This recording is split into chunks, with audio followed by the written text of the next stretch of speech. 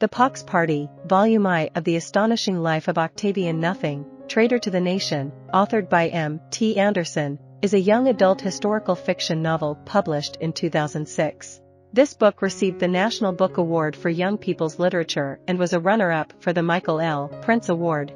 Set against the backdrop of the American Revolutionary War in Boston, the narrative follows Octavian, an African slave, and his mother, Cassiopeia, an African princess, living in the intellectually vibrant College of Lucidity. Octavian and Cassiopeia enjoy a seemingly comfortable life in the midst of philosophers and scientists. Octavian receives a comprehensive classical and musical education from Mr. Gitney, a member of the college.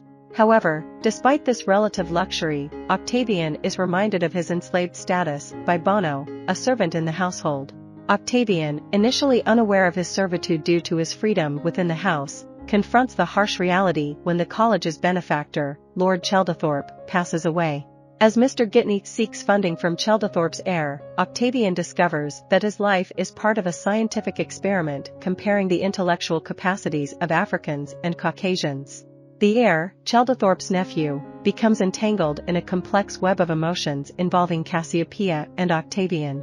In a desperate attempt to secure funding, Mr. Gitney proposes buying Cassiopeia, but she insists on marriage befitting her noble status. When Chelderthorpe's advances are rejected, he attempts to rape Cassiopeia, leading to a brutal whipping for both her and Octavian. Chelderthorpe refuses funding, and Mr. Gitney finds a new supporter in Mr. Richard Sharp, who has a sinister agenda. Sharp represents slave-owning plantation owners aiming to prove the inferiority of Africans.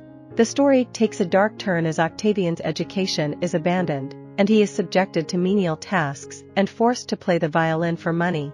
The political turmoil of the American Revolution intensifies, prompting Mr. Gitney to move the college to Canaan. In an attempt to control a smallpox outbreak, Mr. Gitney hosts a pox party, exposing everyone to the disease.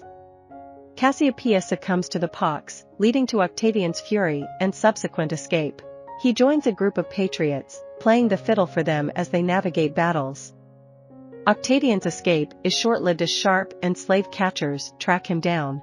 Private Evidence Goring, a patriot sympathizer, unwittingly leads them to Octavian, resulting in his recapture.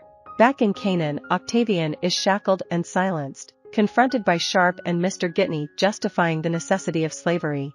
Dr. Trefusis, Octavian's tutor, intervenes by drugging Sharp and Gitney, orchestrating Octavian's escape.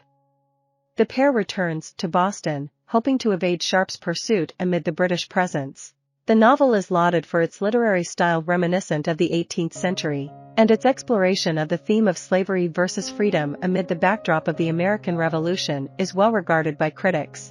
John Green, a fellow young adult author, even includes it in his list of the top 10 historical books for kids.